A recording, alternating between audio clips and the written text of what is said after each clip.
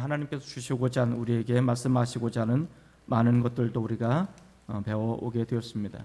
다윗의 어린 시절부터 그의 도망자 신세가 되어지는 청년 시절, 그리고 그가 왕으로 있을 때 왕의 시절과, 그리고 그의 인생의 후반전 영적 게으름을 통해서 비극적인 그런 경험, 고통을 경험하는 많은 시간들을 통해서 우리는 다윗이라는 한 사람의 인물을 다양한 모습으로 우리가 살펴보게 되었습니다. 그리고 그 다윗이라는 사람을 통해서 하나님께서 우리에게 말씀하시는 우리가 가야 될 영적인 길도 이제 우리가 살펴보게 됩니다. 이제 다윗의 마지막 시간, 다윗의 유언을 통해서 우리가 마지막으로 살아야 될 인생의 모습이 어떤 것인지를 살펴보았으면 좋겠습니다. 다윗은 자신이 이제 얼마 안 있으면 죽을 날이 임박하고 있음을 알게 되었습니다. 2장 1절 말씀을 한번 같이 읽어볼까요? 2장 1절입니다. 2장 1절 같이 읽습니다. 시작. 다윗이 죽을 날이 임박하매 그의 아들 솔로몬에게 명령하여 이르되, 다윗이 죽을 날이 임박했다라고 말합니다. 죽을 날이 임박한 다윗, 이제 자신이 얼마 안 있으면 인생을 마감하는 종착역에 다다르게 되었습니다. 그리고 이것은 번복할 수 없는, 반드시 가야만 하는 그 죽음의 선에 놓여져 있는 것이죠. 그리고 이 죽음 앞에 자신이 어떻게 살아왔는지 자신의 삶을 뒤돌아보기 시작합니다. 그리고 자신의 인생을 정리하는 시간을 갖게 되는 것이죠. 그리고 이제는 자신의 인생을 정리하고 자신의 인생을 통해서 하나님께서 말씀하시는 것이 무엇인지를 깨닫고 이제는 그의 아들, 믿음의 후계자인 솔로몬을 향해서 유언을 남기게 되어집니다. 전 여러분들한테 한 가지 권면을 드리고 싶습니다. 지금 여러분이 인생의 마지막 종착역에 와 있다라는 생각을 가지고 유언장을 한번 작성해 보셨으면 좋겠습니다.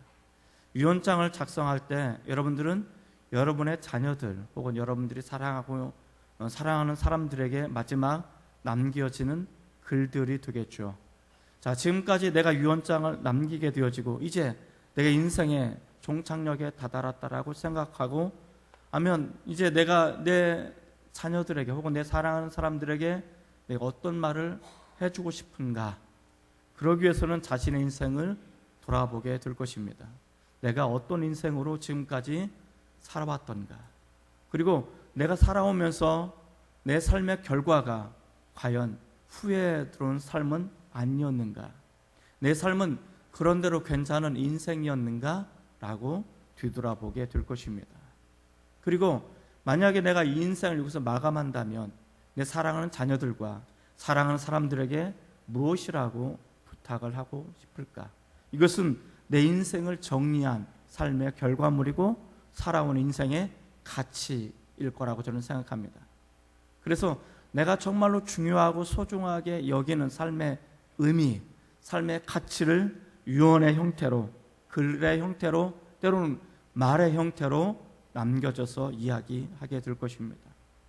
저는 우리 인생을 한 번쯤은 그러한 삶을 한번 경험해 봤으면 좋겠다라는 생각을 갖게 되어집니다. 그리고 만약에 내가 인생의 종착지가 아니고 또 다른 삶이 내 안에 열려져 있다면, 그럼 내가 앞으로 어떤 인생을 살게 될 거야, 내가 어떤 모습으로 살아가고 싶은가를 우리는 알게 될 것입니다. 우리는 뭔가를 많이 가진 인생이 성공하고 행복한 인생이 아니라는 것을 깨닫게 되어질 것입니다. 내가 이 땅에 살아갈 충분한 이유와 목적을 깨닫고 그 이유와 목적대로 살아가게 될 때 내 인생은 비로소 가치 있는, 의미 있는 인생이 될 거라고 믿습니다. 지금 이 다윗은 죽을 날이 다가오고 얼마 안 있으면 혹은 며칠 안 있으면 자신의 인생이 끝난다는 것을 알고 자신의 인생을 정리하기 시작합니다. 뒤돌아보게 되어집니다. 아마도 기쁜 날도 있었고 표현에 찬 아픔의 날도 있었을 것입니다. 그리고 이제 모든 인생을 정리하고 자신의 믿음의 후계자 혹은 자신의 아들인 솔로몬에게 당부하는 세 가지 말씀이 있습니다. 이것은 단순히 다윗이 자신의 아들 솔로몬에게만 말하는 것이 아니고 오늘 또 다른 믿음의 후계자인 저와 여러분들을 향해서 하고 싶은 유언의 말씀이시고, 또 하나님께서 이 다윗의 유언을 통해서 저와 여러분들이 이제 너희가 이렇게 살았으면 좋겠다라고 말씀하시는 주님의 권고일 거라고 저는 생각합니다. 자, 그렇다면 다윗의 유언을 통해서 우리는 어떤 삶을 살아가야 할까?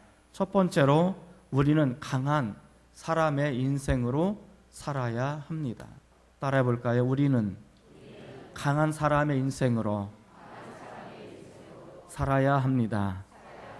자, 2장 2절 말씀 한번 읽어볼까요? 2장 2절입니다. 2장 2절.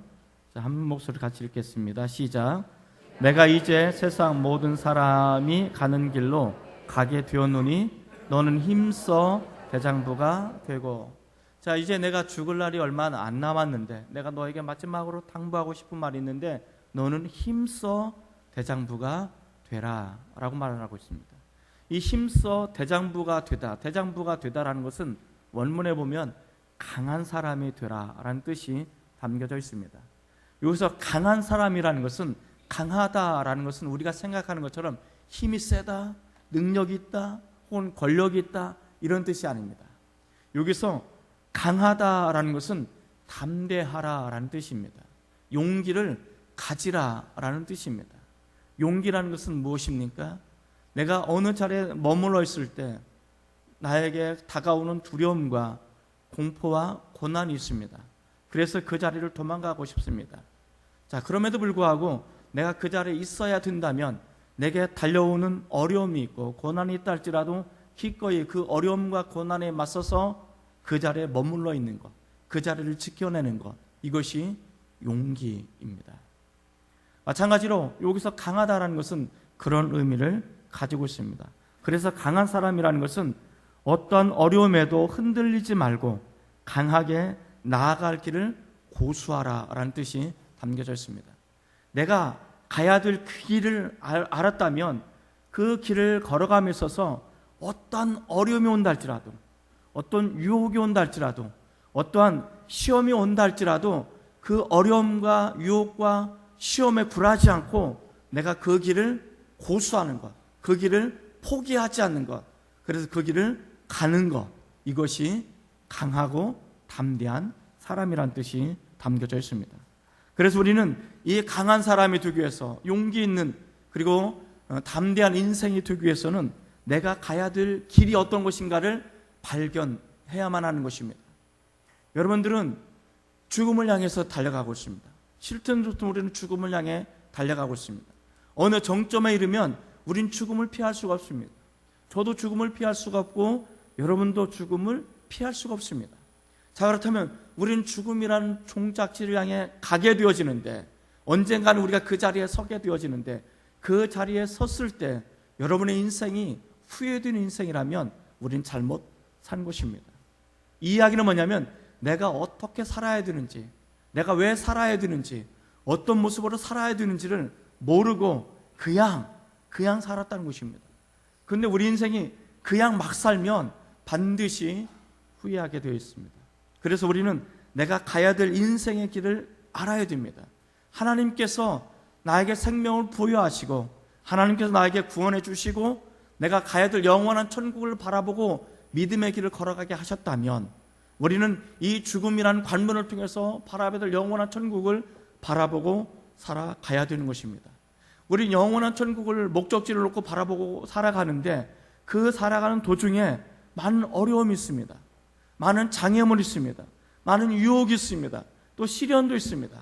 그러나 이 어려움과 유혹과 시련이 있다 할지라도 내가 가야 될 영원한 천국을 포기하지 않고 불하지 않고 이 믿음을 포기하지 않으며 믿음의 삶으로 걸어가는 것, 이것이 우리에게 중요한 삶의 모습이다라고 이야기해주고 있습니다. 그런데 때로는 우리가 다윗의 인생을 살펴봤을 때 다윗은 많이 실수가 있고 넘어짐이 있었습니다. 우리에게 통일합니다. 그렇기 때문에 때로는 내가 가야 될 그 믿음의 길을 알았지만, 내가 살아야 될 삶의 모습을 내가 깨달았지만 내 힘으로 내 능력으로 살기에는 너무나 부족할 때가 많습니다. 그래서 하나님 앞에 날마다 기도해야 되는 것입니다. 하나님이 공급하시는 힘을 가지고 우리는 살아야 되는 것입니다. 내가 힘이 셉니다. 내가 능력이 많습니다. 나는 많은 것을 가지고 있습니다. 이것이 아니고 하나님, 오늘 내가 살아가는데 필요한 영적인 능력을 나에게 공급해 주십시오. 내가 이 영적인 믿음의 길을 걸어감에 있어서 수많은 유혹들이 있는데 이 유혹들에 싸워서 나는 한 번도 이겨본 적이 없습니다. 그런 이 유혹들을 이길 수 있는 능력을, 은혜를 나에게 공급해 주십시오. 성령님, 나에게 오셔서 때로 내가 기도할 수 없을 때 성령께서 말할 수 없는 탄식을 나를 위해서 기도해 주십시오. 그러면 내가 주님의 공부와 힘과 능력을 가지고 내가 이 믿음의 길을 걸어갈 수 있습니다. 이것이 담대한, 이것이 용기 있는 삶이고 이것이 진정으로 강한 인생이 될 거라고 믿습니다. 저는 여러분들이 이런 강한 인생으로 살아가시기를 주님의 이름으로 축복을 드립니다. 다윗의 유언을 통해서 우리는 어떤 삶을 살아야 되는가? 두 번째 인생, 우리는 형통한 인생으로 살아야 합니다. 따라해 볼까요? 우리는 형통한 인생으로 살아야 합니다. 자, 2장 3절 말씀을 한번 같이 읽어보겠습니다. 2장 3절입니다. 자, 시작.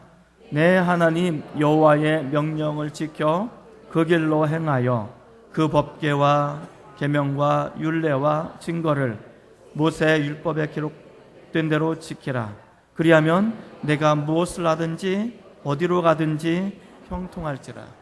자, 여기 보면 내가 무엇을 하든지 어디로 가든지 너는 형통한 사람이 될 거다라고 이야기해주고 있습니다. 이 형통하다라는 것은 영어로 success라고 표현합니다. 성공한 인생이 될 거라고 이야기해주고 있습니다. 전 여러분들이 성공한 인생이 되시기를 주님의 이름으로 축복을 드립니다. 우리 옆에 사람 한번 축복해 볼까요? 당신은 성공한 인생이 되시기 바랍니다. 자, 여러분들은 성공한 인생이 되시기를 바랍니다. 자, 그런데 성경은 믿음의 후계자들을 향해서 그렇게 이야기합니다. 여호수아도 모세도 여호수아에게 이야기합니다. 이제 어떻게 보면 이스라엘의 전무후무한 가장 탁월한 지도자였던 그 모세가 이스라엘 백성들을 이끌고 광야의 적을 마감했습니다. 그리고 눈앞에 젖과 꿀이 흐르는 가나안 땅이 보입니다. 그리고 그 가나안 땅을 내다보면서 자신의 믿음의 후계자인 여호수아를 향해서 이야기합니다. 너는 강하고 담대하라. 강하고 담대하라. 여호수아 1장에 보면 강하고 담대하라는 말을 계속해서 반복적으로 이야기해주고 있습니다. 그리고 너는 말씀을 지켜 좌로나 우로나 치우치지 말고 어디로 가든지 형통한 사람이 되어라 라고 이야기해주고 있습니다. 그리고 이제 동일하게 다윗도 믿음의 후계자인 솔로몬을 향해서 이야기합니다. 너는 강한 사람, 담대한 사람, 용기 있는 사람이 되어라. 그리고 내가 어디로 가든지 무엇을 하든지 너는 형통한 사람이 되기를 원한다 라고 축복합니다. 자, 그런데 여기서 형통한 사람, 성공한 사람이 되기 위해서는 하나의 조건이 있죠. 거기 보면 이렇게 말합니다. 여호와의 명령을 지키라. 그리고 그 길을 행하라. 그리고 하나님의 말씀을 지키라 라고 이야기해 주고 있습니다. 이 말씀들은 다 똑같지만 사실은 약간의 뉘앙스가 있습니다. 여호와의 명령을 지키라는 것은 하나님이 너에게 주신 사명, 하나님 너를 부르신 소명의 길을, 이 사명을 감당해야 된다라고 이야기해 주고 있습니다. 내가 세운 목적도 중요하지만 하나님이 나에게 주신 목적, 이 미션, 이 사명을 감당하는 것이 무엇보다 중요하다라고 이야기해 주고 있습니다. 그리고 너는 내가 원하는 삶의 방식으로 그 길로 행해야 된다라고 말합니다. 우리는 세상에 살다 보니까 세상의 방식대로 살아가려고 하는 유혹들이 많습니다. 그러나 세상의 방식과 하나님의 방식은 전혀 다릅니다. 그렇기 때문에 이 길이라는 것은 우리의 인생의 삶의 방법, 방식을 의미하는데 하나님께서 원하시는 삶의 방식대로 너는 행해야 된다라고 이야기해주고 있습니다. 그리고 내가 너에게 기록한 이 말씀을 주는데 이 말씀을 지키라. 그럼 너는 어디로 가든지 내가 무엇을 하든지 너는 성공한 인생, 형통한 인생이 될 거라고 이야기해주고 있습니다. 다시 말해서 형통한 사람, 성공한 사람 어떤 사람이냐면 하나님의 말씀의 사람이 되어라 라고 이야기해주고 있습니다. 우리는 하나님의 말씀의 사람이 되어야 됩니다. 그리고 하나님의 말씀의 사람이 되기 위해서는 우리는 하나님의 말씀을 우리 입에서, 우리 마음에서 떠나지 않게 해야 됩니다. 그래서 하나님의 말씀을 우리는 주야로 묵상해야 됩니다. 주야로 묵상하게 될 때 이 하나님의 말씀이 내 안에 들어오게 되어질 때 말씀을 통해서 우리의 생각이 지배를 받습니다. 통찰력 얻습니다. 이 말씀을 통해서 우리가 인사이트를 얻게 되어질 때 이 말씀대로 우리가 살아가게 되어집니다. 이 말씀대로 우리가 말하게 되어집니다. 이 말씀대로 우리의 삶의 방식이 점점 바뀌어져 가게 되어집니다. 그렇게 되어질 때 우리는 형통한 사람, 성공한 인생이 될 거라 믿습니다. 성경에 보면 형통의 대명사 2명을 여러분에게 소개하고자 합니다. 첫 번째는 우리가 잘 알고 있는 요셉이라는 사람입니다. 자, 요셉이 형들에 의해서 팔려갑니다. 이집트의 노예로 팔려갑니다. 17살에 노예로 팔려가고 나중에는 누명을 써서 지하 감옥에 갇히게 되어집니다. 시편에 보면 지하 감옥에 갇혔을 때 하나님의 말씀이 그에게 응하기까지 그는 양손과 양발에 착고가 쌓이고 무진장한 매를 맞게 되어집니다. 자, 요셉이 억울하게 형들에 의해서 노예로 팔려갈 때, 그가 노예살이를 할 때 하나님이 그와 함께 하실 때 요셉이 형통했더라라고 성경은 기록하고 있습니다. 그가 누명을 썼습니다. 지하 감옥에 갇힙니다. 매를 맞습니다. 양손과 양발에 착고를 씁니다. 무진장한 고난을 받습니다. 그런데 그 고난 한복판에 하나님이 함께 하시더니 그가 형통했더라라고 이야기해 주고 있습니다. 형통이라는 것은 하나님과의 막힘이 없는 관계를 의미합니다. 우리가 고난의 현장, 내가 원하지 않는 삶의 모습으로 살아간다 할지라도 그곳에 내가 하나님의 말씀에 사람으로 살아가게 되어진다면 우리는 성공한 인생이 될 것입니다. 혹여 우리가 또 높은 곳에 있습니다. 여호수아는 형통한 사람입니다. 여호수아는 자신의 백성들을 이끌고 가나안 땅에 점령합니다. 자신보다 훨씬 더 강한 사람들이 앞을 가로막고 있습니다. 더 강대한 성들이 그 앞을 가로막고 있습니다. 그러나 그가 말씀을 붙잡고 하나님과 동행하게 되어질 때 그보다 몇십 배 강했던 사람들이 그 앞에 굴복을 하기 시작합니다. 그의 견고해서 무너지지 않을 것 같은 그 엄청난 성들이 하나님의 말씀을 붙잡고 전진하게 되어질 때 그 성들은 무너지기 시작하게 되어집니다. 우리가 이야기해 준 것은 똑같습니다. 우리가 그렇게 적들이 무너지고 우리가 불가능한 것들이 가능해질 수 있게 만드는 것은 형통한 인생으로 살아가는 삶의 모습입니다. 또는 반대로 우리가 원하지 않는 가장 고통스러운, 가장 연약한, 가장 아픈 고난의 삶 속에 내가 있다 할지라도 내가 그 속에 하나님이 나와 함께 하시고 하나님의 말씀이 그 가운데 임하게 되어지면, 내가 말씀의 사람이 되어지면 우리는 형통한 성공한 인생이 될 거라고 이야기해 주고 있습니다. 사랑하는 성도 여러분, 여러분들이 어디에 있는지, 여러분의 삶의 자리가 어디에 있는지, 때로는 말할 수 없는 눈물의 자리, 때로는 말할 수 없는 고통의 자리, 신음의 자리에 있다 할지라도 하나님의 말씀이 여러분과 함께 한다면 여러분은 형통한 사람이 될 것을 믿습니다. 여러분은 성공한 인생이 될 것을 믿습니다. 반면에 여러분들이 누리지 못하는 엄청난 것들을 누리게 되어지고 높은 곳에 점하게 되어지고 여러분의 원수가 무너지고 여러분을 갖고 가로막혔던 수많은 장벽들이 무너지는 그런 상황을 경험한다 할지라도 하나님께서 여러분이 함께 하시고 말씀의 사람이 되어진다면 그곳에 여러분은 성공한 형통한 사람이 될 줄 믿습니다. 사랑하는 성도 여러분, 여러분은 형통한 사람이 되십시오. 성공한 인생이 되십시오. 오직 하나님의 말씀의 사람이 되시기를 주님의 이름으로 축복을 드립니다. 다윗의 유언을 통해서 우리가 들려주시는 세 번째 우리의 삶의 모습은 우리는 나침반과 같은 인생으로 살아야 한다는 것입니다. 따라 볼까요? 우리는 나침반과 같은 인생으로 살아야 됩니다. 이 나침반과 같은 인생이라는 것은 삶의 자세를 의미합니다. 2장 4절 말씀을 한번 같이 읽어봅시다. 2장 4절입니다. 자, 시작. 여호와께서 내 일에 대하여 말씀하시기를 만일 내 자손들이 그들의 길을 삼가 마음을 다하여 성품을 다하여 진실이 내 앞에서 행하면 이스라엘 왕위에 오를 사람이 내게서 끊어지지 아니하리라 하신 말씀을 확실히 이루게 하시리라.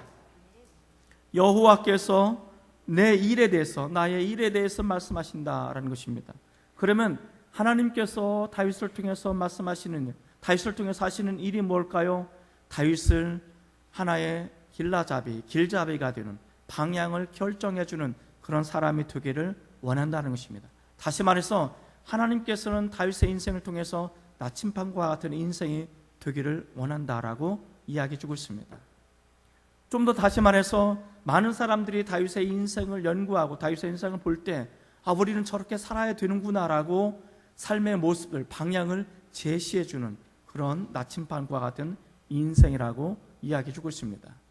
그래서 이제 이후로 다윗을 이어서 왕이 되어질 때 이 왕들을 평가할 때 두 가지로 평가합니다. 다윗과 같았더라, 다윗과 달랐더라.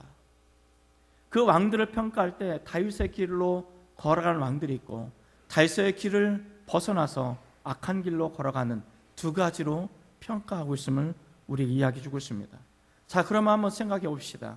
이 다윗이란 사람이 너무나 퍼펙트해서, 너무나 완벽해서 그의 인생이 누구나 다 닮아갈 그런 모델이 되어서 인생의 나침반과 같은 역할을 했을까? 우리는 지금까지 다윗의 인생을 통해서 살펴봤지만 그렇지 못하다는 사실을 우리는 깨달았습니다. 다윗은 완벽하지 않습니다. 다윗은 언제든지 실수할 수 있는 사람입니다. 다윗은 얼마든지 실패를 경험할 수 있는 그런 사람이라는 것을 우리에게 보여주고 있습니다. 그리고 다윗은 아주 악한 나쁜 사람입니다. 자신의 사랑스러운 충성스러운 부하를 죽이고 그 사랑하는 아내를 강제로 권력을 가지고 빼앗았던 아주 나쁜 사람입니다. 그래서 그의 아들이 쿠데타를 일으키고 도망가는 인생이 되는 모습들을 우리에게 보여주고 있습니다. 다윗은 완벽한 사람이 아닙니다. 다윗은 얼마든지 실수할 수 있고 넘어지고 고통을 받을 수 있는 그런 사람입니다. 그렇다면 다윗의 인생이 뭐가 우리에게 나침반과 같은 인생을 할까? 그는 넘어지고 실수하고 실패하고 잘못된 인생을 걸어가지만 그 잘못된 인생을 걸어간 실수를, 잘못된 것을 인정한 사람이었습니다. 그리고 그는 이것을 가지고 하나님 앞에 몸부림치며 살아간 사람이었습니다. 하나님, 나는 정말로 하나님 앞에서 이렇게 살아가고 싶은데, 나는 하나님 앞에서 진실된 모습으로 살아가고 싶은데 나의 연약함이 이렇게 있습니다. 그는 넘어질 때마다, 그는 실수할 때마다, 그는 실패할 때마다 어느 상황 속에 있든지 어느 곳에 있든지 늘 하나님 앞에서 정직하게 진실된 모습으로 살아가려고 몸부림쳤던 이 모습, 이것이 다윗의 인생이라는 것입니다. 하나님께서는 이 모습대로 살아가라고 이야기해주고 있는 것입니다. 우리 또한 다윗을 바라볼 때 다윗의 완벽한 인생이 아니고 다윗이 하나님 앞에서 어찌하든지 간에 주님께서 원하시는 모습대로, 어찌하든지 간에 내가 몸부림치면서 주님께서 나에게 주신 그것을 가지고 살아가기로 몸부림치는 그 인생, 그것을 닮아가라고 우리에게 이야기해주고 있는 것입니다. 그가 완벽한 인생을 살아서가 아니라는 것입니다. 그가 성공적인, 우리가 보기에 흠모할 만한 그런 모습으로 살아가서가라가 아니라는 것입니다.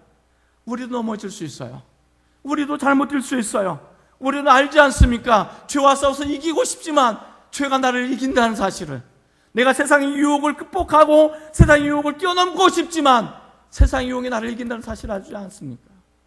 내 안에는, 내 마음속에는 하나님을 향한 거룩한 열망보다도 세상에서 내가 떵떵거리고 살고 싶은, 물질을 갖고 싶은 그런 마음이 더 많다는 사실을 알고 있지 않습니까?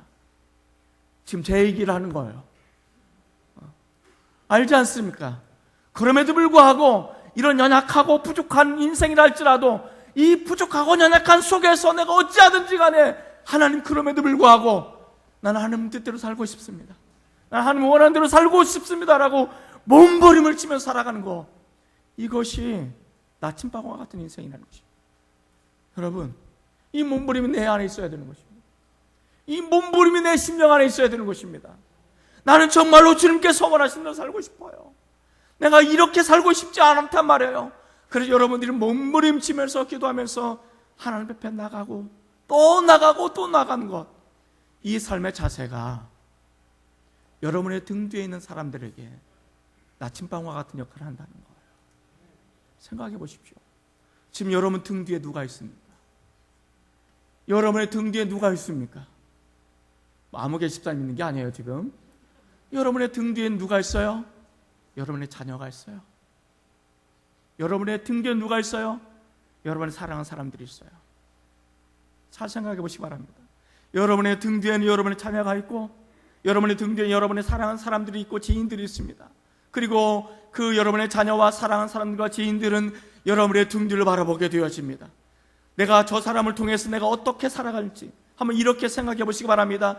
여러분의 등 뒤에 있는 사람들이 여러분의 인생을 바라보고 나는 여러분의 인생을 통해서 저렇게 사는구나라고 했을 때, 그렇게 사는구나라고 살아가게 되어질 때 그 인생이 축복되는 인생인지, 아니면 어그러지고 잘못된 세상 길로 나아가는 그런 인생으로 살아가게 만드는지 우리는 한번 생각해 볼 필요가 있는 거예요.